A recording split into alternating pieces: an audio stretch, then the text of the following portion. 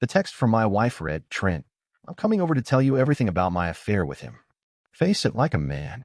Hours later, my sister called, saying the police were at our house. When she rushed home, she saw me calmly sipping coffee. "While your lover Trent made a fatal mistake, he tried breaking into our home with a gun, unaware that I'm a federal agent. He paid the price." She screamed when the officer told her that Trent was no more. The manila folder landed on Oliver Lloyd's desk with a soft thud, disrupting the tower of coffee cups he'd accumulated during his 18-hour shift. Federal Agent Zach Dwyer stood before him, arms crossed, his usual jovial face replaced by a serious expression. "You're not going to like this," Zach said, his voice low enough that the other agents in the busy office couldn't overhear. "But you need to see it." Oliver hesitated, fingers hovering over the folder. After 15 years in the FBI's Financial Crimes Division, he developed a gut feeling for when cases were about to take unexpected turns. The weight in his partner's voice confirmed this was one of those moments. "The King's surveillance photos finally came in?" Oliver asked, though he already suspected the answer. "Yeah, but that's not why I'm here," Zach replied, pulling up a chair. He tapped the folder. "Open it." The fluorescent lights hummed overhead as Oliver flipped open the cover. The first photo was grainy but clear enough, the Westview Hotel's elegant facade, its revolving doors gleaming in the afternoon sun. The timestamp read 2:15 p.m. Tuesday. Oliver's heart stopped as he moved his eyes to the figure entering the hotel, Millie, his wife of 12 years. She wore the red dress he'd bought her for their anniversary, her dark hair swept up in an elegant twist. A man in an expensive suit held the door for her, his hand resting too familiarly on the small of her back. "Peter King." "There's more," Zach said quietly. "3 times a week for the past month. Same pattern. They meet at 2, leave separately around 4. Oliver's hands didn't shake as he flipped through the photos. Each one felt like a punch, but his FBI training kicked in, forcing him to analyze them with professional detachment. Different days, different outfits, but always the same hotel, the same man, the same intimate gestures. "The timeline matches up," he said, his voice steady despite the roaring in his ears. "All those fitness classes she'd suddenly started taking." Zach leaned forward, lowering his voice further. "Look, I know this is personal now, but we got to handle this by the book. King's organization is bigger than we thought. The construction company is just the tip of the iceberg. We have evidence suggesting connections to 3 unsolved homicides." Oliver's mind raced back over the past few months. The late-night phone calls Millie thought he hadn't noticed, the new passwords on her phone and laptop, the sudden interest in their financial arrangements. He'd attributed it all to the rough patch they'd been going through, the distance that had grown between them as his caseload increased. "She's been asking about transferring our joint accounts," he said, the pieces clicking into place. "Said she wanted to take a more active role in our finances." "Classic pattern," Zach confirmed. "King's been using romantic relationships to facilitate his money laundering. He gets close to women with access to legitimate accounts and convinces them to move money around. We've identified 3 other women over the past 2 years." "What happened to them?" Oliver asked, his voice tense. Zach's silence was the answer. The office buzzed around them, agents making calls, keyboards clicking, printers humming, the usual soundtrack of their work. But to Oliver, it all felt distant, muffled, as if he were underwater. "I should have seen it," Oliver said, his eyes fixed on a photo of Millie laughing at something King had said. Her face lit up in a way Oliver hadn't seen in months. "The signs were all there." "You couldn't have known," Zach replied. "King's good at what he does. Real estate, construction, legitimate businesses on the surface. He picks his targets carefully. Successful women in stable marriages, usually with connections to financial institutions or law enforcement." Oliver's jaw tightened. "He's using her to get to me. To our investigation? Maybe. Or maybe he doesn't know you're FBI. Either way, we need to handle this carefully. If he realizes we're onto him, he'll eliminate the liability." Oliver finished the thought in his head. Criminals cut ties with associates who could connect them to their crimes, usually permanently. A young agent approached their desks, then quickly retreated at Zach's warning. The photos scattered across Oliver's desk told a story he wasn't ready to process yet. His wife, their marriage, his case, all colliding in a potentially lethal combination. "I've got agents running background checks on every woman connected to King's operations," Zach continued. His ex-wife, Rebecca Archer, filed multiple domestic violence reports before disappearing 3 years ago. They never found her body. Oliver gathered the photos, sliding them back into the folder with methodical precision. "We need to move carefully.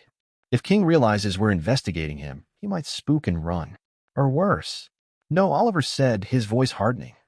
"If he realizes I'm investigating him, Millie becomes a liability. A witness who can connect him directly to his operations." Zach nodded. "What's your play?" Oliver stood, adjusting his tie. Years of training kicked in, pushing his personal feelings aside and focusing on procedure, on evidence, on the next logical step. We maintain surveillance, document everything. I need to know exactly what kind of operation King's running and how deep Millie's involved.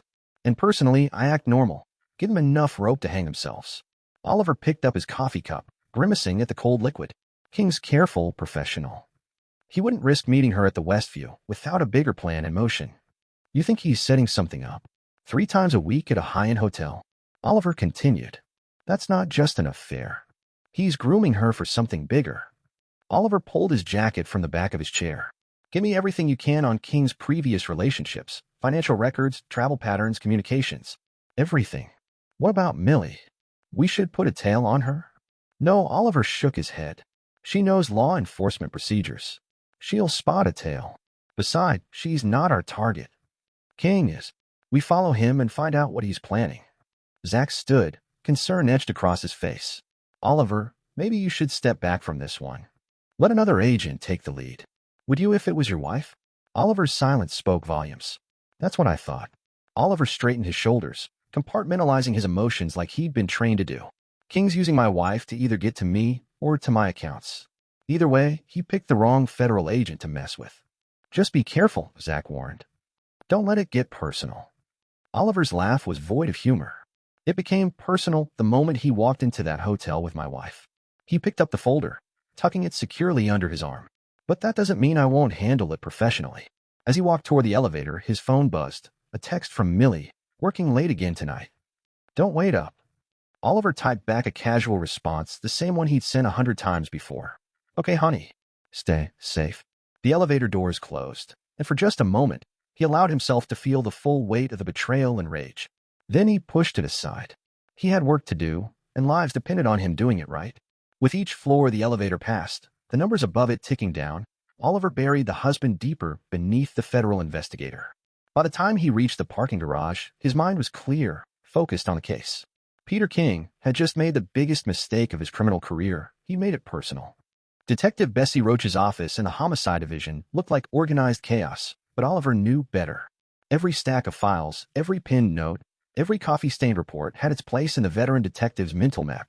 She'd been working homicides longer than Oliver had been in law enforcement, and her reputation for connecting seemingly unrelated cases was legendary. 3 bodies, Bess, Oliver said, sprinting crime scene photos across her cluttered desk. All 3 had been found at different construction sites owned by King's companies, all ruled as accidents by the medical examiner. Oliver studied the photos, trained eyes noting the details. Construction sites are dangerous. Accidents happen, he said. Bessie's voice dripped with sarcasm. Just like it's totally normal for all 3 victims to be women with recent large bank transfers to offshore accounts. The office was small, cramped with decades of case files and the lingering smell of stale coffee. Through the window, photos of 3 women who had trusted the wrong man stared back. Tell me about the cases, Oliver said, pulling up a chair that creaked under his weight. Bessie pulled out a thick file. First victim, Sandra Chun, found at the bottom of an elevator shaft at King's downtown project. Second, Maria Delgado, apparently fell from scaffolding at his waterfront development. Third, Lisa Montgomery, carbon monoxide poisoning in an underground parking structure under construction. All ruled accidents. The medical examiner couldn't prove otherwise. Bessie's weathered face showed her frustration. But here's where it gets interesting. All 3 women had recently gone through divorces. All had access to significant financial assets, and all had been seen frequently with King in the months before their deaths. Oliver's stomach churned as he thought of Millie. He seduces them, uses them to move money, then eliminates the connection. That's my theory. Bessie pulled out more files. I've got similar cases from other jurisdictions, women with access to money or connections, romantic relationships with King, suspicious deaths ruled as accidents. Why hasn't anyone connected the dots before? Oliver asked.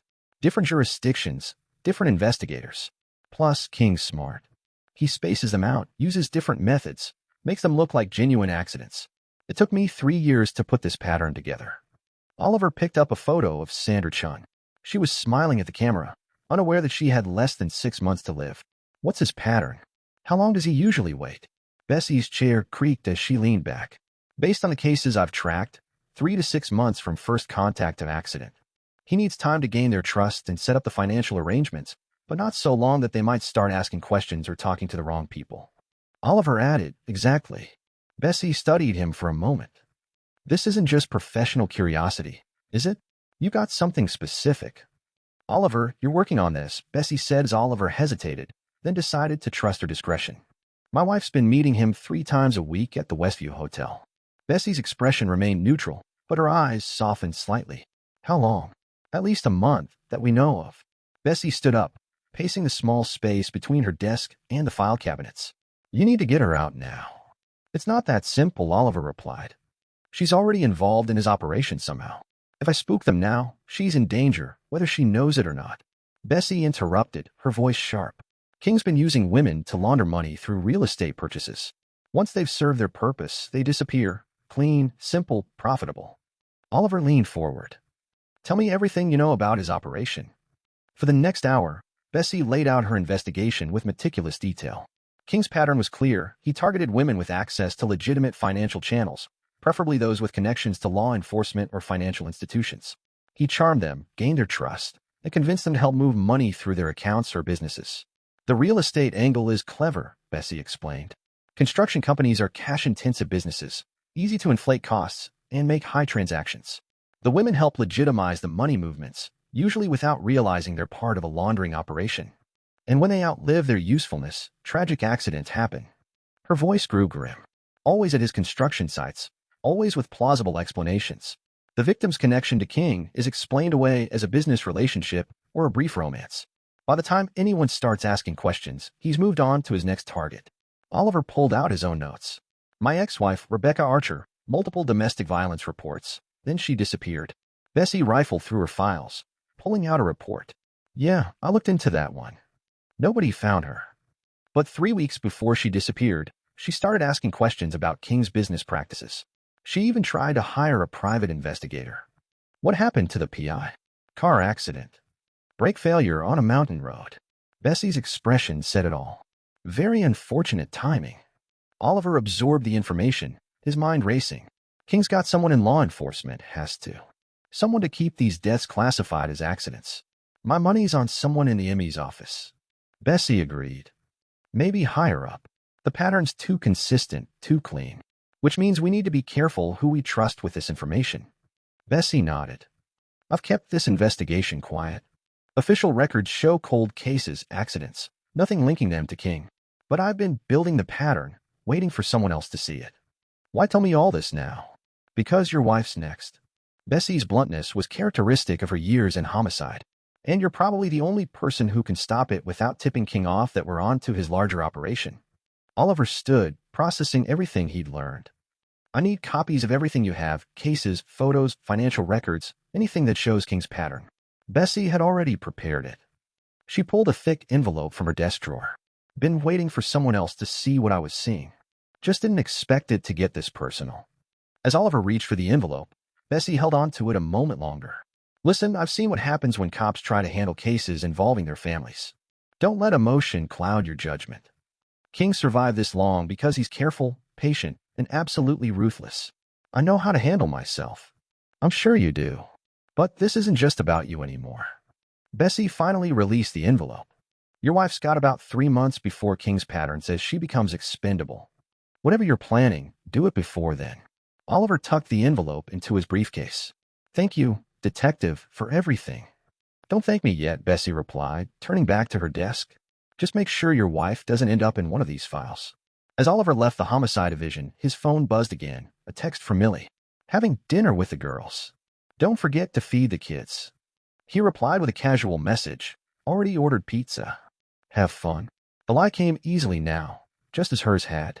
The kids were already safely at his sister's house, something he'd arranged days ago when his instincts first told him something was wrong. In the parking lot, he sat in his car for a long moment, studying Bessie's files. 3 months.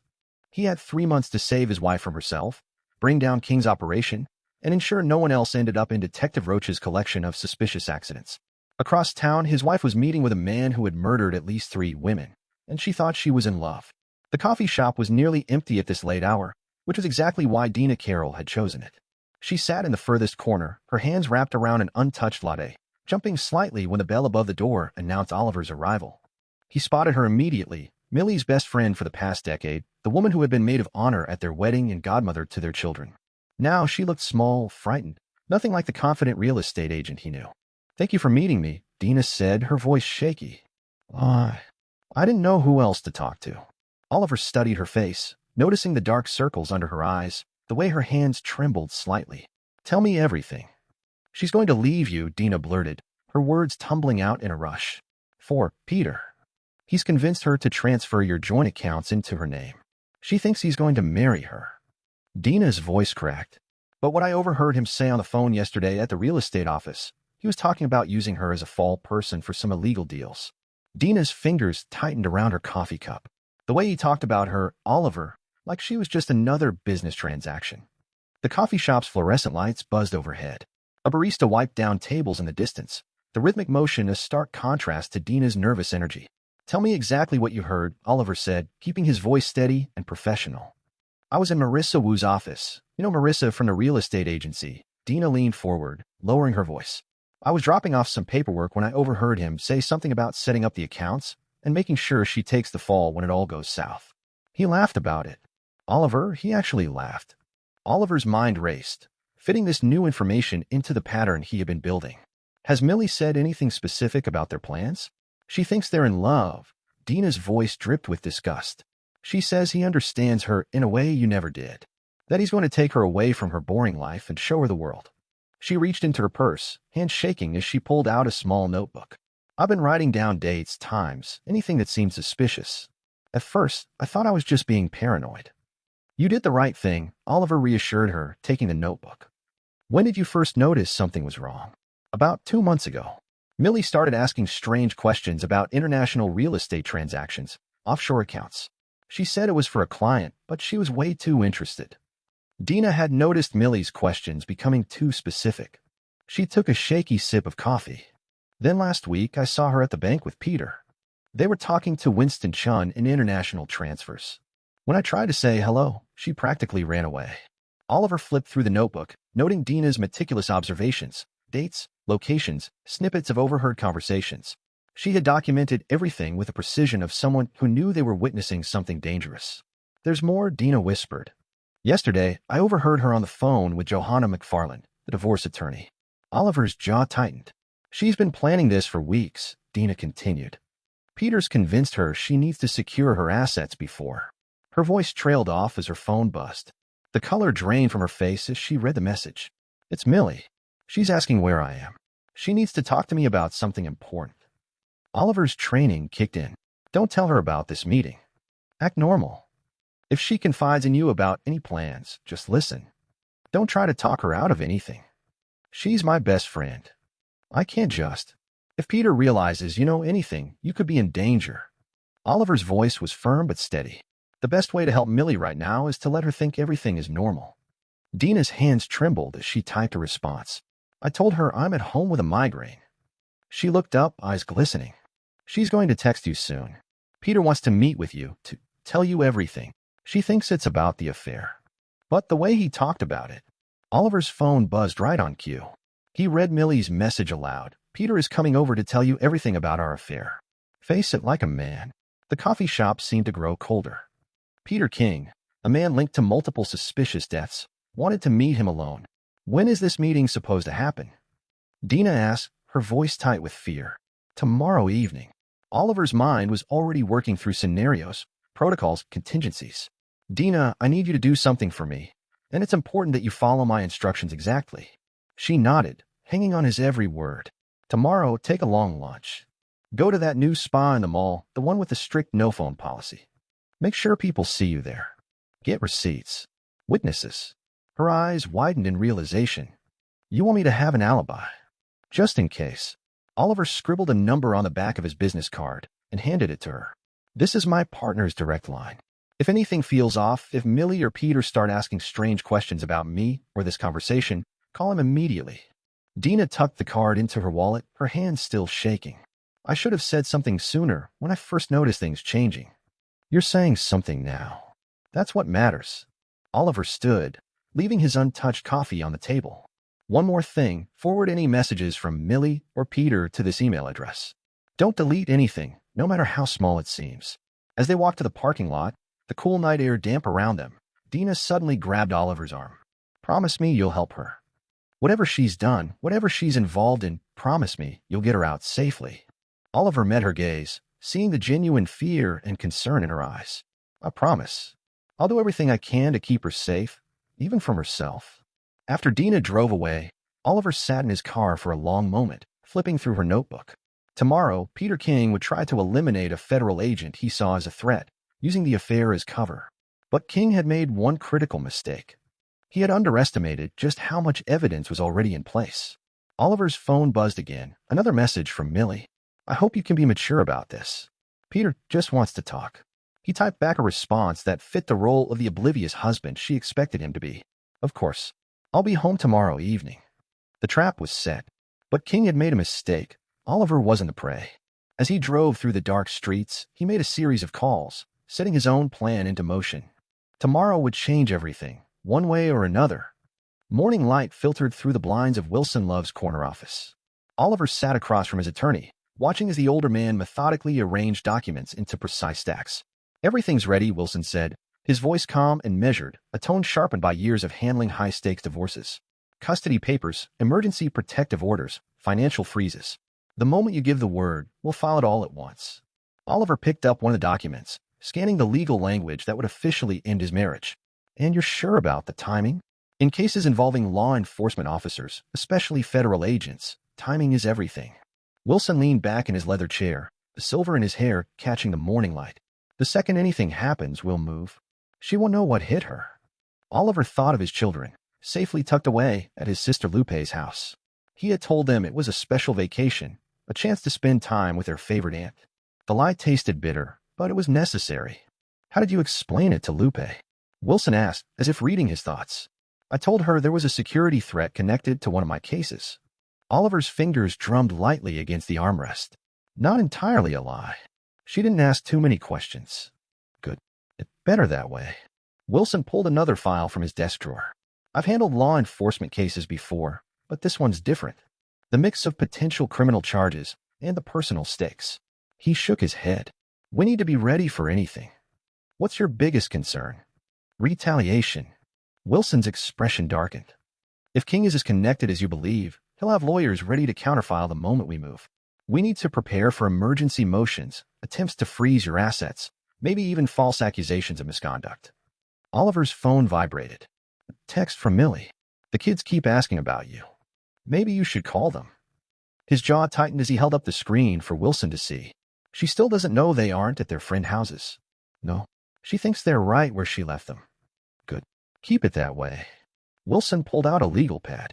Now walk me through your security plan for tonight. If this goes sideways, I need to know exactly what happened and when. Oliver outlined his preparations as Wilson took careful notes, the surveillance cameras he had installed, the recording devices, the backup team's positioning. Every detail had to be airtight. The camera feeds, Wilson said, glancing up from his notes. Triple redundancy, Oliver confirmed. Local storage, cloud backup, and a direct feed to FBI servers. If King makes a move, we'll have it from multiple angles. And your partner, Dwyer? He's coordinating the surveillance team. Close enough to react if needed, but not so close that King gets spooked. Wilson set down his pen, studying Oliver with a shrewd gaze that had made him one of the top divorce attorneys in the city. You're certain about this approach? We could file for emergency custody. Oliver needed to get ahead of whatever King was planning. No, he said, pacing the length of the office. If we move too soon, King vanishes, along with any chance of bringing down his entire operation. We need him to make his move. Even if that move involves him trying to kill you? Especially then. Oliver stopped at the window, looking down at the city below. A federal agent's murder would bring too much heat. King knows that. He'll try something more subtle. Wilson gathered the papers into a leather portfolio. I've got judges on standby, ready to sign emergency orders the moment anything happens. No matter the time you call me. What about Millie's next steps? Oliver asked. Given her background in real estate and her connections, she'll likely try to hire Johanna McFarland. Wilson's expression soured at the name. McFarland specializes in taking down law enforcement in divorce cases, he explained. She thrives on it. Makes a sport of it. You've faced her before. More times than I'd like. She's aggressive, manipulates the truth, and has no qualms about destroying reputations. Wilson handed Oliver a business card with his personal cell number. If McFarland gets involved, things will get ugly fast. Oliver tucked the card into his wallet. Uglier than my wife conspiring with a murderer? Different kind of ugly, Wilson said. She'll paint you as the villain. Excessive force, police brutality, abuse of power. She'll use your badge against you. A knock at the door interrupted them. Wilson's secretary entered, placing a fresh stack of documents on the desk. The emergency custody papers you requested, she said, and the financial freeze motions. Thank you, Linda. Wilson added the papers to his portfolio. Remember, timestamp everything. We may need to prove exactly when each document was prepared. As the secretary left, Oliver checked his watch. 6 hours until King was scheduled to arrive. 6 hours to finalize every detail. One more thing, Wilson said as Oliver stood to leave. If you're recording everything, be mindful of attorney-client privilege. Don't discuss strategy on any device that could be compromised. Oliver nodded, understanding immediately. Millie might have access to our home systems. Exactly. From now until this is over, assume every communication is being monitored. Wilson stood, extending his hand. Be careful, Oliver. Men like King don't play by any rules we'd recognize. As Oliver rode the elevator down to the parking garage, his phone buzzed again. Peter's looking forward to clearing the air tonight. Please be civil. He didn't respond. Civility was the last thing on his mind. The afternoon sun blazed as Oliver sat in his unmarked car, watching Marissa Wu's real estate office through tinted windows. He had known Marissa for years. She helped them buy their house, attended their kids' birthday parties, had been part of their social circle. Now, as he studied the financial records spread across his passenger seat, he saw her in an entirely different light. His phone buzzed. A text from Zach. Marissa's meeting with King's accountant right now. Started 10 minutes ago. Oliver raised his binoculars, focusing on the second-floor window. Inside, Marissa sat at her desk, deep in conversation with a man he recognized from surveillance photos, James Chun, King's financial mastermind. The pieces were falling into place. Oliver's laptop chimed with an incoming secure message. The financial analysis he'd requested had finally arrived. As he scrolled through the data, his suspicions were confirmed. Marissa's agency had processed an unusually high number of cash real estate transactions over the past year, all tied to King's construction projects. The radio crackled to life. Target's on a move, Zach reported. Chun's leaving the building. Oliver watched as James Chun stepped outside, carrying a thick envelope. But instead of heading to his car, the accountant walked 2 blocks to Albert Moody's house. Oliver's neighbor. The man who'd borrowed his lawnmower more times than he could count. Now apparently part of King's network. You seeing this? Zach asked over the radio. Yeah, Oliver said, his voice tight. Give me everything on Moody. Employment records, financials, phone logs. Everything. Already on it. But you're not going to like what we found. A new batch of files populated Oliver's laptop. Albert Moody, retired high school teacher, had been providing alibis from Millie's meetings with King. Phone records showed regular contact between Moody, Marissa Wu, and several others connected to King's operations. But it was the school connection that made Oliver's blood run cold. Hilda Merrill, principal of his children's private school, appeared in multiple financial transactions. Large donations from King's various shell companies had been funneled into the school's accounts. The school was their meeting place. Oliver keyed his radio. That's why no one questioned Millie being there at odd hours. She was just another parent visiting the principal. It gets worse, Zach replied. Merrill's brother works for the zoning board. Every one of King's construction projects got fast-track permits. Oliver's eyes tracked Marissa Wu as she left her office, designer briefcase in hand. She walked to her Mercedes, the same car she'd bought after helping him and Millie purchase their home. He wondered how much of her commission from that sale had been legitimate. His phone buzzed again, another secure message, this time from the forensic accounting team. They had traced the money. King's construction companies overbilled for projects, funneled the excess cash to purchase properties through Marissa's agency, then sold those properties at inflated prices to shell companies. Classic money laundering, masked by seemingly legitimate businesses. The radio crackled again, this time a new voice. Sir, we've got movement at the school. Agent Sarah Chun. No relation to the accountant. Oliver switched his attention to the video feed from the surveillance team. Hilda Merrill had left the school, but instead of heading home, she drove to a small coffee shop. Through the window, Oliver could see her meeting with someone he recognized, Johanna McFarland. The divorce attorney Wilson had warned him about. They're preparing for everything, Oliver muttered. What's the play? Zach asked. Let them meet. Record everything. Oliver started his car. I need to make one more stop before tonight. He pulled up in front of his neighbor's house, parking openly in the driveway. Albert Moody stood in his yard, watering his prized roses, pretending not to notice the federal agent approaching. Oliver stepped onto the driveway, his voice light but edged. Beautiful afternoon. Moody's hand trembled slightly as he adjusted the spray. Indeed it is. Something I can help you with? Oliver's tone remained casual. Just wondering how long you've been helping my wife lie to me. The water ink slipped from Moody's grip, clattering onto the pavement. His face went pale. I don't know what you're talking about. Oliver took a slow step closer. So you haven't been telling the teachers you saw her at PTA meetings when she was actually at the Westview Hotel? Haven't been signing visitor logs at the school to create alibis? Moody's voice dropped to a whisper. She said it was just an affair. That's all I knew. I didn't know about the other things. Oliver's gaze sharpened. What other things, Albert? But Moody was already retreating toward his house. I can't, Moody said, his voice barely above a whisper. I have to go. Oliver watched as his neighbors scrambled inside, the doors slamming shut behind him. Through the window, he saw Moody reach for his phone almost immediately. Back in his car, Oliver radioed Zach. Moody's making a call. Track it. Already on it, Zach replied. It's going to a burner registered to one of King's shell companies. Good. Let them know I'm asking questions. Let them think I'm just a suspicious husband. The pieces were falling into place. Marissa Wu was laundering money through real estate. Albert Moody had been providing alibis. Hilda Merrill had been offering her school as a meeting place, and now she was apparently coordinating with divorce attorneys. Oliver's phone buzzed one last time. A text from Millie. Albert just called. What did you say to him? Oliver smiled. The trap was almost ready. The house was silent as Oliver made his final preparations. He had chosen the living room for the confrontation. Good sight lines, multiple escape routes, and most importantly, perfect coverage from the hidden cameras. His earpiece crackled softly. Surveillance teams in position, Zach reported. We've got eyes on all approaches. King's location, he left the Westview Hotel 10 minutes ago. He's taking a roundabout route, checking for tails. Oliver moved through the house one last time, checking each camera feed on his phone. The living room, kitchen, and all entry points were covered.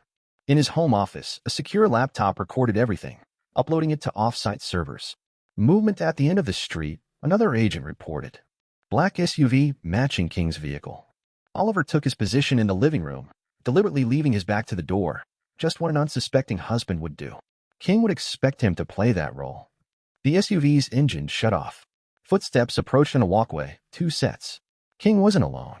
Second subject identified as Santos Hughes. Zach's voice was tense. King's brother. Hughes is carrying. The doorbell rang. Oliver called out casually, "It's open." The door creaked as it swung inward. Oliver had loosened the hinge beforehand, making it impossible for them to enter silently. King stepped in first, his expensive suit immaculate, his smile practiced and confident. Santos lingered near the door, trying to appear casual while keeping himself positioned near the exit. Oliver, King greeted smoothly, his tone reasonable. "Thank you for agreeing to talk like civilized men."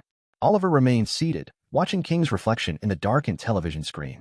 "Seems like the least I could do, given the circumstances." King moved further into the room, his body language relaxed, but his eyes constantly scanning, assessing. "I know this is difficult," he continued, his voice laced with feigned sympathy. "Finding out about Millie and me. But she wanted to be honest with you." Oliver let out a bitter laugh. "Honest? Is that what this is?" King's expression remained smooth. "She's an extraordinary woman, Oliver. She deserves more than being a federal agent's wife, always second to the job." Oliver noted King's subtle repositioning, shifting slightly to the side, placing Santos in a direct line to the door while putting himself at an angle. A calculated move. "And you think you can give her more?" Oliver asked, keeping his voice steady. King's smile widened. "I already have. She's seen what life could be like with someone who puts her first. The travel. The excitement. The passion. The money. The money laundering." Oliver corrected evenly. "The murders." King's smile didn't waver, but his eyes darkened. "I'm not sure what you're implying." His hand moved slightly toward his jacket. "I don't know who those women are," King said coolly. Oliver stood slowly, turning to face him. "They were all found dead at your construction sites. All ruled as accidents, right after they helped you move money through various accounts." By the door, Santos tensed, his hand inching toward a weapon. King lifted a hand, halting his brother. "Oliver, you're upset. Understandably so.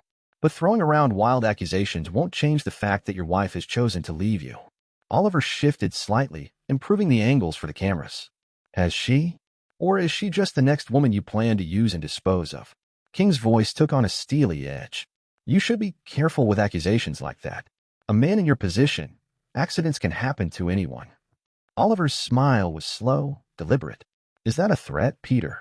King's expression remained unreadable. A friendly warning.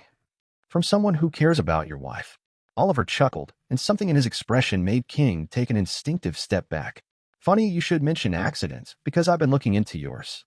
All those convenient deaths at your construction sites. Women who helped you move money, only to tragically fall down elevator shafts or off scaffolding. King's jaw tightened. Santos, he said sharply.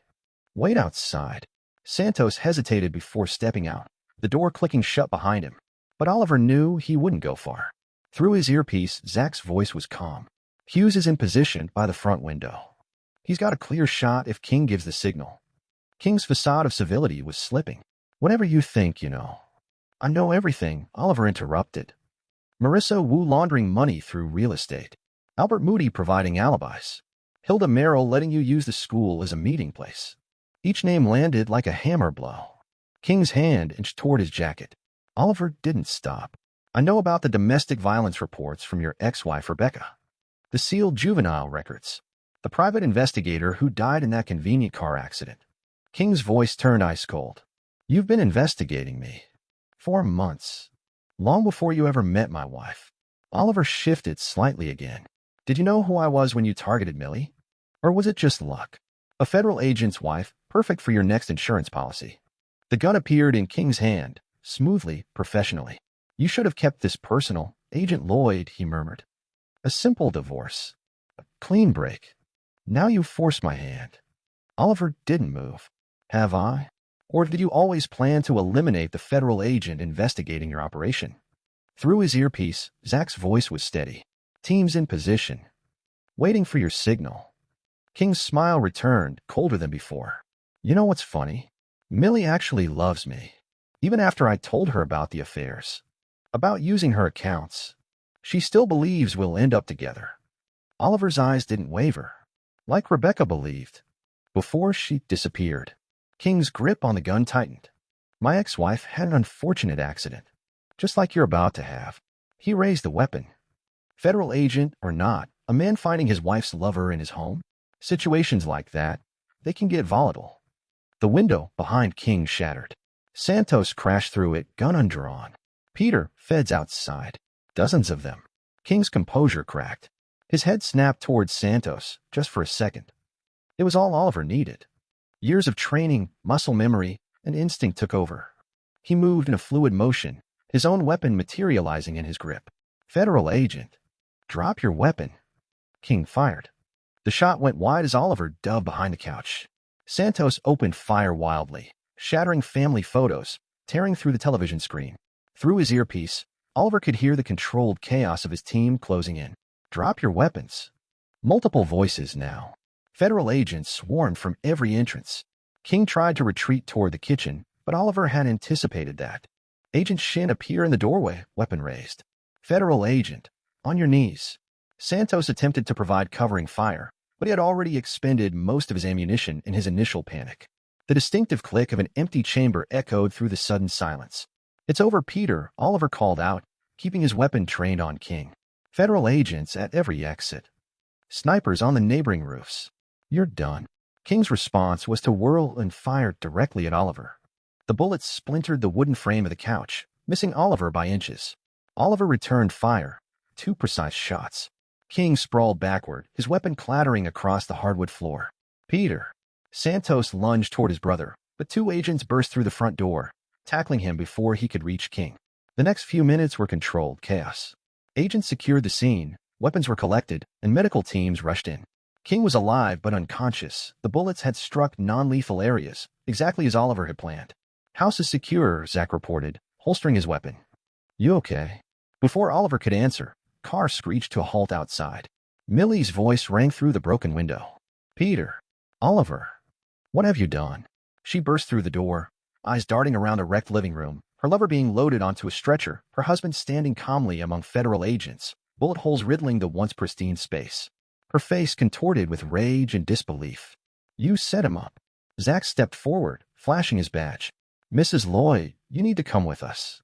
We have some questions about your involvement in Mr. King's financial activities. Millie yanked out her phone. I'm not saying anything without my lawyer. I'm calling Johanna McFarland right now. That would be inadvisable, a new voice said. Wilson Love stepped through the doorway, documents in hand. Especially given the evidence of money laundering we've already uncovered. Millie's hand trembled as she glared at Oliver. You had no right. Peter loves me. Oliver's voice remained cold, professional. Like he loved the other women? Millie flinched. The ones who had accidents at his construction sites, right after they'd served their purpose. That's not, he wouldn't. Her composure cracked as she watched Santos being led away in handcuffs. You've ruined everything, Agent Lloyd. An evidence technician called out, we've got the surveillance footage secured. Multiple angles of King drawing and firing first. Millie's eyes darted around the room. Then she saw them. The cameras. Understanding dawned. You knew. Wilson stepped forward. Mrs. Lloyd, I have here emergency orders freezing all joint accounts pending investigation. Additionally, I have temporary custody orders for your children, given the circumstances. Millie's face drained of color. The children? Where are they? What have you done with my children? Oliver's voice was steady. They're safe. Away from all this. Her scream of rage was cut short as federal agents moved in to escort her from the scene. This isn't over, Oliver. You'll regret this. As the house was processed as a crime scene, Oliver stood in the bullet-riddled living room, surrounded by evidence technicians and federal agents. Family photos lay shattered on the floor, images of happier times, now broken like the marriage they represented. You did good, Zach said quietly beside him. Clean shoot. Everything by the book.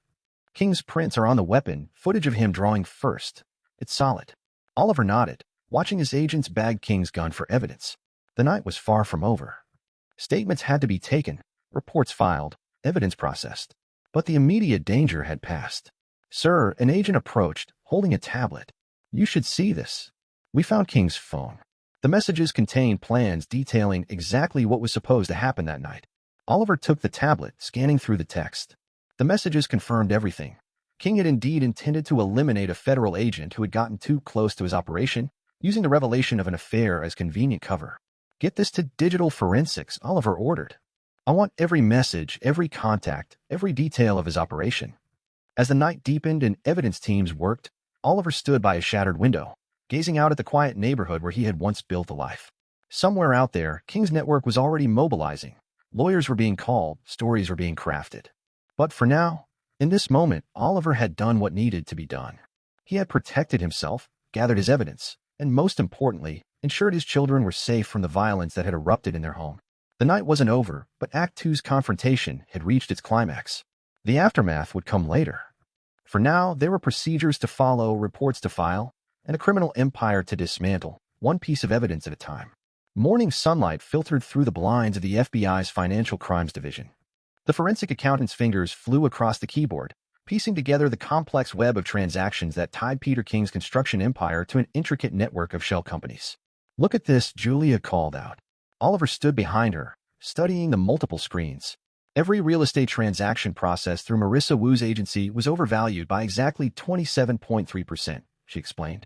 The excess was funneled through offshore accounts before being reinvested into King's construction projects. Oliver leaned in closer as she pulled up spreadsheet after spreadsheet. Can you trace the money back to its source? That's where it gets interesting. Julia opened a new window, revealing a complex diagram of financial flows. The initial funds looked like they came from legitimate construction contracts, but when you dig deeper, she highlighted a series of transactions. These contracts were all with companies that don't actually exist. Across the room, cyber expert Roberto Gould let out a low whistle. You're going to want to see this. He swiveled his monitor toward them, displaying a series of encrypted messages recovered from King's servers. They weren't just using the construction companies for money laundering. Look at these communications. Oliver scanned the decrypted messages, his jaw tightening. The evidence was damning, not just against King, but against Millie as well. The timestamps perfectly aligned with her suspicious banking activity. Agent Wilson Love appeared in the doorway, his usual immaculate appearance slightly disheveled after days of non-stop work. McFarland just filed her first motion, he said.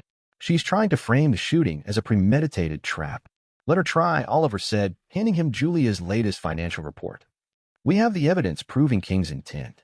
The surveillance footage confirms he drew first. Wilson flipped through the report, raising an eyebrow. This is thorough. He exhaled. but McFarlane's skilled at spinning narratives. She's already talking to reporters, pushing claims of police brutality and abuse of power. Then show them this. Roberto cut in, turning another monitor. I found King's actual plans for that night, complete with contingencies in case things went wrong. He wasn't just planning to kill Oliver. He had escape routes mapped out, offshore accounts prepped. Julia stretched after hours of hunching over her keyboard. The money trail doesn't lie. Every transaction, every shell company, every fake contract, I've documented it all. She glanced at another screen. And Santos? His wrongful death lawsuit? It's being funded by the same hidden accounts. They used it for money laundering. Speaking of which, Oliver's partner Zach entered the room carrying a fresh stack of files. Anthony Olson just sent over proof of Santos' connections to organized crime, he announced. Turns out little brother wasn't just muscle, he was the link to their larger operation. Wilson spread the documents across the conference table, arranging them into a visual timeline of the conspiracy. This is exactly what we need. McFarlane built her career on attacking law enforcement, but she's never gone up against evidence this solid. She's not our only problem, Oliver added, studying the timeline. King's network is extensive. Judges, politicians, business leaders. They're all connected through these financial transactions. Roberto spun in his chair, pulling up another screen of data. Check this out, encrypted communications between King and at least 3 city officials. They were fast-tracking permits, ignoring safety violations, looking the other way while he built his empire. And now we have proof, Julia said, stepping up to the conference table. She began arranging printouts with precise efficiency, constructing a paper trail that would be impossible to deny. Every donation to Hilda Merrill's school matched withdrawals from known money laundering accounts. Every real estate deal through Marissa Wu was documented with inflated prices and hidden kickbacks. Oliver watched as his team worked, each person adding another piece to the puzzle. The case had grown far beyond his personal stake. This wasn't just about taking down King. This was about dismantling a vast criminal enterprise that had corrupted their entire city. Wilson, Oliver turned to his attorney. How do we protect this evidence? McFarlane will try to suppress anything she can. Already handled, Wilson replied, pulling out his phone and showing an email. I filed everything with multiple courts under seal. Even if she manages to suppress evidence in one venue, we have backups in others. A young agent appeared in the doorway. Sir, Mrs. Lloyd's attorney is here. She's requesting a meeting. Oliver exchanged a glance with Wilson. McFarlane's making her move early. Wilson straightened his tie, his professionalism snapping back into place. Let her come. She needs to see exactly what she's up against. Johanna McFarlane swept into the office like a storm front, her designer suit immaculate, her heels clicking sharply against the tile floor. This is harassment, she declared without preamble. My client's husband orchestrates an elaborate trap, endangers her boyfriend's life, and now you're persecuting her with baseless financial accusations? Baseless? Julia raised an eyebrow, gesturing to the screens. Would you like me to walk you through the money laundering evidence? The specific transactions your client facilitated? The offshore accounts she helped manage? McFarlane hesitated for the first time, her eyes flicking over the extensive financial documentation displayed before her. My client was unaware of any illegal activities, she stated. She trusted Mr. King. She trusted him so much, Roberto swiveled his monitor toward her, that she helped move millions through shell companies. Maybe you'd like to explain these emails, the ones where she explicitly discusses hiding transactions from federal oversight? Wilson stepped forward, his voice calm and pleasant. Ms. McFarlane, before you proceed, you should be aware that representing proceeds of crime carries serious legal consequences for attorneys. Are you certain you want to continue this line of defense? McFarlane's expression shifted, color draining from her face as she scanned the overwhelming evidence displayed across the room. Her reputation for aggressively challenging law enforcement was well known, but she had never faced such a meticulously documented case. She started to speak, then hesitated, recalculating her approach. Perhaps we should discuss possible cooperation agreements. Too late, Oliver said quietly. Marissa Wu is already talking. She can document every transaction, every meeting, every decision your client made, knowingly and willfully. McFarlane's composure cracked. I'll need time to review this evidence with my client, McFarlane said stiffly. Take all the time you need, Wilson replied, his smile sharp. But you might want to consider your own liability. Knowingly filing false claims and using criminally obtained funds? That's a career ender. McFarlane's expression faltered as she turned and exited, visibly shaken. Oliver shifted his focus back to his team. Julia was already deep in the financial records. Roberto continued decrypting more communications, and Anthony Larson had just sent another batch of evidence linking Santos Hughes to organized crime. One down, Zach muttered, watching McFarland's hasty departure. Many more to go, Oliver replied, studying the growing evidence wall. But now they know what they're up against. Julia's voice broke the moment. Agent Lloyd, I found something interesting in Millie's private accounts. Looks like she was planning this far longer than we thought. The counterattack was in full motion. They had only begun to expose the true scope of King's criminal empire. The federal courthouse loomed against the morning sky. Inside courtroom 3B, Marissa Wu sat rigid in the witness box, her usual designer attire replaced by simple business wear. The confidence she once exuded was gone, shattered under the weight of her testimony. Ms. Wu, the federal prosecutor began, please explain to the court exactly how the money laundering operation functioned through your real estate agency. Marissa's eyes flicked to her attorney, who gave her a slight nod. The cooperation agreement was solid, but the words still caught in her throat. We would artificially inflate property values for King's construction projects, she admitted. The excess funds were funneled through various shell companies, then reinvested into new properties. And Mrs. Lloyd's role in this operation? Marissa swallowed hard. Millie handled the banking arrangements. She had the connections, the legitimate business background to make the transactions appear normal. Her voice cracked slightly. She knew exactly what we were doing. She helped design the system. In the gallery, Oliver watched as his wife's former friend systematically dismantled any illusion of Millie's innocence. Behind him, Julia Willard whispered updates. More accounts, more connections, more evidence of widespread corruption. The courtroom door opened quietly as Albert Moody was led in by federal marshals. The once proud neighbor looked decades older than he had just weeks ago, his shoulders hunched under the weight of his guilty plea. He would testify next, conferring how he had provided alibis for Millie's meetings with King. Ms. Wu, the prosecutor continued, tell us about Hilda Merrill's involvement. Marissa straightened slightly. The school was perfect for their meetings. Who would question a parent visiting the principal? She hesitated, then added, and the donations? They weren't just generosity. They were a way to move money while buying silence and cooperation. Throughout the day, the evidence mounted. Witness after witness took the stand, each adding another damning piece to the puzzle. Former employees from King's construction companies testified about falsified contracts. Bank officials admitted to overlooking suspicious transactions. City representatives confessed to accepting bribes in exchange for fast-track permits and inspections. During a brief recess, Wilson Love approached Oliver with fresh documents in hand. Hilda Merrill's attorney reached out. She's ready to plead guilty and cooperate. Apparently, the school board's internal investigation uncovered even more financial misconduct. And her brother on the zoning board? Oliver asked. Resigned this morning. He's cooperating too. Wilson shuffled through his papers. The dominoes are falling faster than we can track them. When court reconvened, the prosecution introduced FBI forensic experts. Julia Willard methodically explained the complex financial transactions, breaking them down into clear, irrefutable patterns. Roberto Gould demonstrated how encrypted communications had been decrypted, proving the depth of the conspiracy.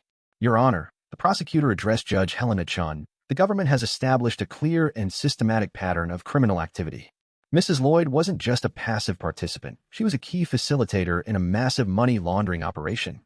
From her seat at the defense table, Millie stared straight ahead, her expression composed and unreadable. With McFarland having withdrawn from the case, her new attorney looked increasingly overwhelmed by the sheer weight of evidence stacked against them. The defense would like to approach the bench, Millie's attorney requested, his voice edged with desperation. As the lawyers conferred in hushed tones with the judge, Oliver scanned the gallery. Members of King's crumbling criminal network sat among reporters, all witnessing the empire collapse under the relentless force of testimony and hard evidence. The conference ended, and Millie's attorney turned to address the court. Your Honor, in light of the overwhelming evidence, my client wishes to change her plea. We are prepared to offer full cooperation in exchange for sentencing considerations. A murmur spread through the courtroom. Millie finally turned, locking eyes with Oliver for the first time since her arrest. There was no remorse in her gaze, only calculation. She was cutting her losses, salvaging what she could as her lover's empire crumbled. Mrs. Lloyd, Judge Cheng's voice silenced the whispers. You understand that by changing your plea and cooperating, you are admitting to all charges, including money laundering, conspiracy, and accessory to multiple financial crimes? Yes, Your Honor, Millie responded, her voice steady and professional, the same tone she had once used to close real estate deals. I am prepared to provide full disclosure on the organization's activities. Behind Oliver, Julia whispered, too late. We already have everything. The judge set a sentencing date and adjourned the court.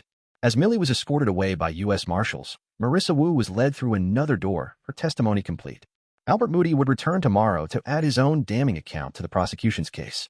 In the courthouse corridor, Assistant District Attorney Rachel West approached Oliver with fresh updates. Marissa's testimony has opened new leads. We're uncovering links to similar operations in other states. And the school board investigation? Oliver asked. Full cooperation, Rachel confirmed, consulting her notes. Hilda Merrill's replacement is already implementing stricter financial oversight. All donations have been frozen, pending forfeiture proceedings. They walked together to the courthouse steps, where reporters waited for statements. Oliver let the prosecutors handle the press while he stepped back, taking in the moment. Justice was unfolding methodically and thoroughly, as King's criminal empire was dismantled piece by piece. A heavy box of case files landed on Oliver's new desk with a satisfying thud. After months of investigations, prosecutions, and seemingly endless paperwork, he was finally settling into his role as head of the White-Collar Crimes Division. The promotion had come with a larger office, one with windows overlooking the city he had helped clean up. I think that's the last of them, Rachel said, brushing dust from her hands. She had been instrumental in prosecuting the cases that stemmed from King's operation, working closely with Oliver's team to ensure no lead went unfollowed, no crime unpunished. Hard to believe it's really over, Oliver mused, glancing at the framed newspaper article he had just hung on the wall. The headline caught the morning light. Federal agent uncovers multi-million-dollar crime ring while stopping home invasion. Rachel perched on the edge of his desk, a familiar gesture after months of working side by side. Not completely over, she reminded him. We're still finding new connections, chasing down fresh leads. But the main players, they're done. They shared a moment of quiet reflection, thinking about how far they had come. What had started as a personal betrayal had led to the exposure of deep corruption, the dismantling of a criminal enterprise, and, unexpectedly, the foundation of something new between them. A knock at the door broke the silence. Julia Willard entered, carrying a fresh stack of financial reports. You're going to want to see this, she said, placing them on Oliver's desk. Remember those connections we found in other states? Turns out King's operation was even bigger than we thought. Oliver cleared a space on his desk for the new files. How much bigger? He asked. 3 states, dozens of construction projects, and hundreds of millions in laundered money, Julia replied, spreading out her findings. But here's the good news. Every case we crack is helping other jurisdictions with their investigations. It's like dominoes falling across the country. Rachel examined the reports with professional interest. The precedents we set here are being cited everywhere. Other prosecutors are using our playbook. The office door opened again, revealing Oliver's sister, Lupe. She had been his anchor throughout the ordeal, caring for his children while he took down King's empire. Ready for lunch? The kids are excited to try that new pizza place. Oliver checked his watch, then glanced at Rachel, who gave him a knowing smile and a nod. Their working lunch could wait. Some things were more important than case files. As they rode the elevator down, Lupe studied her brother's face. You seem different lately. More at peace. Oliver smiled, repeating her own words back to her. Sometimes losing what you thought you had opens the door to something real. When the elevator doors opened, his children were waiting with Roberto, who had apparently been keeping them entertained with stories about computer forensics. Their faces lit up when they saw their father. Dad, his daughter called out. Can Rachel come to pizza too? Oliver looked at Rachel, who was already nodding. Their relationship had evolved naturally, built on shared values and mutual respect. She had helped his children understand their mother's choices without excusing them, offering a perspective that balanced justice with compassion. The pizza place was crowded with families, its lively energy a stark contrast to the quiet intensity of the federal building. As Oliver watched his children laugh with Rachel over stringy cheese and silly jokes, he felt the last pieces of his new life settling into place. While the kids debated dessert options, Rachel leaned in. You know, she said quietly, what you did, maintaining professional objectivity while facing personal betrayal, it's becoming a case study at the FBI Academy. Oliver chuckled, thinking about the new agents who would one day study his approach, learning how to navigate cases where personal and professional lives collided. They'll learn that sometimes the worst moments can lead to the best outcomes. Returning to his office after lunch, Oliver found more files waiting, new cases, new challenges, new opportunities to serve justice. But now he faced them with hard-won wisdom and the unwavering support of a team that had proven itself under the toughest circumstances. 1 year later, standing by the window of his office in the White-Collar Crimes Division, Oliver let the morning sun warm his face.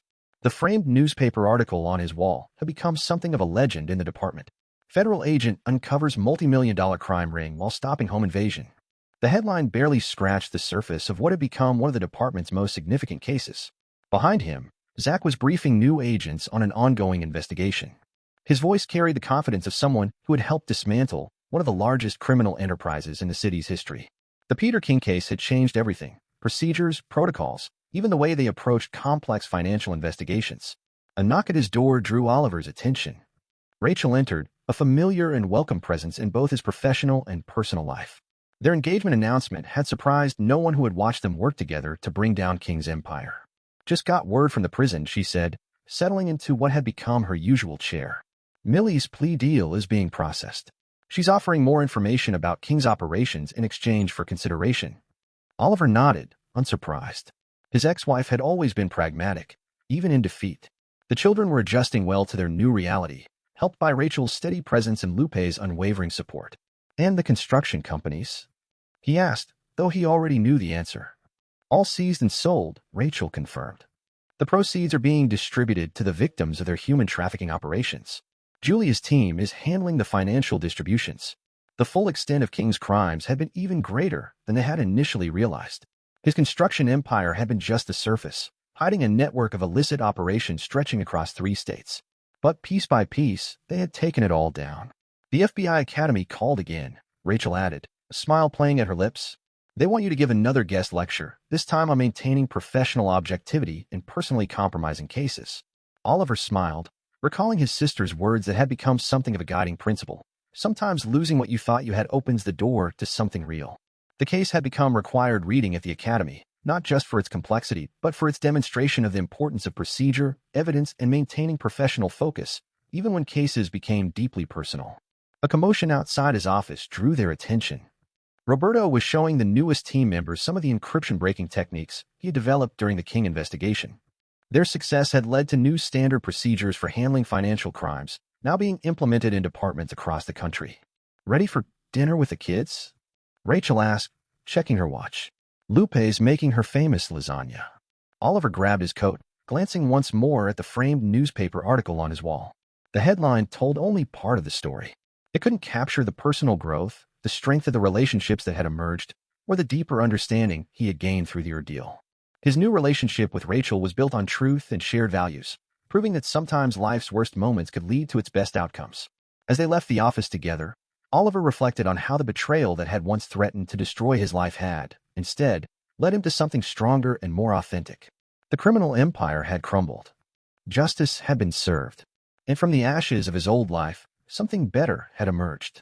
The evening sun cast warm hues over the city as they drove to Lupe's house. The same city that had once harbored King's corruption was now safer, cleaner, thanks to their work. But more importantly, it was home to a family rebuilt on honesty, understanding, and real love. Sometimes, the best revenge wasn't about defeating an enemy. It was about finding a better path forward. 10 years later, the federal courthouse hadn't changed much in the decade since the King case first sent shockwaves through its halls. Oliver Lloyd, now deputy director of the FBI's Financial Crimes Division, stood at the podium in the main conference room, addressing a new class of agents. The case that had nearly destroyed his life had since become a cornerstone of FBI training, particularly in handling complex financial crimes with deeply personal implications. The King case wasn't just about money laundering, Oliver explained, his silver-streaked hair catching the morning light. It was about the intersection of personal betrayal and professional duty, about maintaining objectivity when everything becomes personal. From the audience, he spotted familiar faces. Julia Willard, now head of her own forensic accounting division, sat with her team. Her expertise in tracing financial trails had made her department the go-to resource for agencies across the country. The methodology she had developed during the King case was now standard practice in financial crime investigations. After the lecture, Julia approached, carrying fresh case files. "You'll want to see this," she said, her expression grim. "Remember those offshore accounts we could never quite crack during the King case? They just resurfaced." In his office, they reviewed the new evidence. Even after a decade, the ripples of King's criminal empire continued to spread. But now, they had better tools, stronger procedures, and a network of experienced investigators who had learned from that landmark case. "How's Peter doing in federal prison?" Julia asked, though she already knew the answer. Still maintaining his innocence, Oliver replied, scanning the documents. His last appeal was denied 6 months ago. Peter King's downfall had been as spectacular as it was complete. The man who had once commanded a vast criminal empire now spent his days in a maximum security facility, his attempts to retain control of his organization thwarted by continuous monitoring. His brother Santos had turned state's evidence 5 years into his sentence, exposing even more connections that led to dozens of additional arrests. The door opened, admitting Rachel, now Judge West Lloyd. Even in her judicial robes, she carried the same quiet strength that had made her such a formidable prosecutor. 10 years of marriage had only deepened their bond, built on the foundation of truth and justice they had forged during the investigation. Just finished an interesting case, she said, settling into her usual chair. Millie is requesting early release again. Oliver raised an eyebrow. His ex-wife's journey through the justice system had been a study in consequences. Despite her cooperation, the evidence against her had been too substantial to ignore. Her plea deal had resulted in a 15-year sentence, of which she had now served 12. On what grounds this time?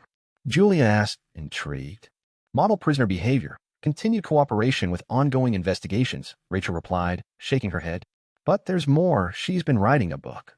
A cautionary tale about how ambition and greed led her astray. Oliver wasn't surprised. Millie had always been adaptable, finding ways to turn situations to her advantage. Even in prison, she had completed an MBA through a correspondence program and had been teaching financial literacy to other inmates. Her attorney now argued that these efforts demonstrated genuine rehabilitation. Are the kids going to the hearing? Julia asked softly. That was the most complicated part of it all. Oliver and Millie's children, now in college, had grown into remarkable young adults, perhaps because of rather than despite the challenges they had faced. Their daughter, Emma, was studying law at Georgetown, inspired by watching Rachel's dedication to justice. Their son, Michael, was pursuing forensic accounting, having spent his summers interning with Julia's department.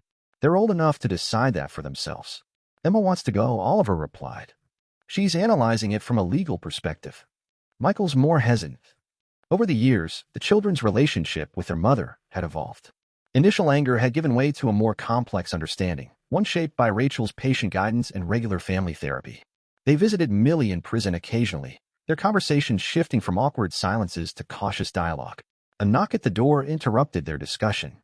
Zach Dwyer, now assistant director of operations, stepped in.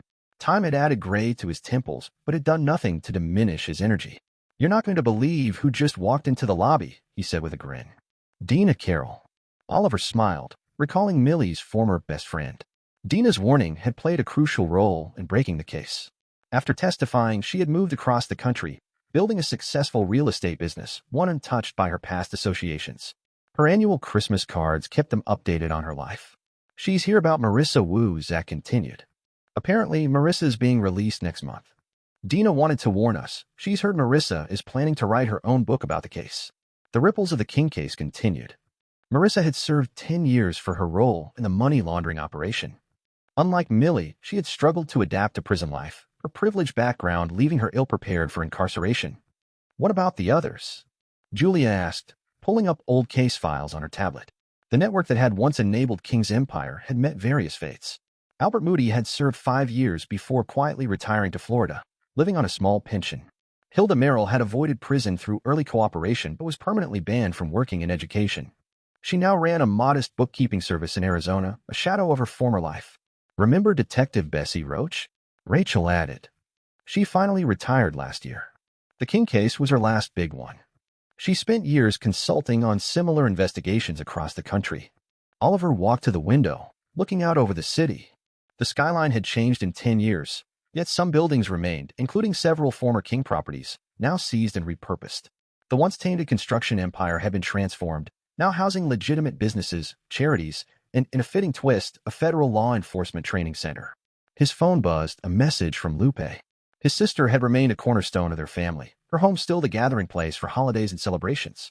Her wisdom on loss and resilience had proven true. From the ashes of betrayal, they had built something stronger. Dad? Emma's voice came from the doorway. His daughter stood there, poised and confident, so much like him in her dedication to justice, yet with Rachel's warmth and fairness. She had inherited his analytical mind and Rachel's sense of balance, shaping them into something uniquely her own. We need to talk about Mom's hearing. Oliver gestured for her to come in, watching as she greeted everyone with the ease of someone who had grown up surrounded by law enforcement's finest. I've been reviewing her case files, Emma said, spreading documents across his desk. Her rehabilitation programs, her cooperation with ongoing investigations, her work with other inmates. Legally, she has a strong case for early release. The room fell silent, each person lost in their own reflections. Julia thought of the intricate financial trails that had led to justice. Zach recalled the stakeouts and surveillance that had built the case. Rachel considered the delicate balance between justice and mercy, how sometimes they intersected in ways no one expected. Whatever the outcome, Oliver said finally, we're stronger for having gone through it all. As if to underscore his words, Michael appeared in the doorway, fresh from his internship with Julia's department. Found something interesting in those old offshore accounts, he announced, his expression mirroring Julia's determined focus. The next generation was carrying forward their legacy, turning past wounds into wisdom, using their experiences to build a better future. The King case hadn't just changed their lives, it had set in motion ripples that would influence justice for years to come. Later that evening, at their regular family dinner at Lupe's house, Oliver watched his extended family interact. Rachel and Emma debated legal theory, Michael eagerly showed Julia his latest financial analysis techniques, and Zach swapped old case stories with Lupe.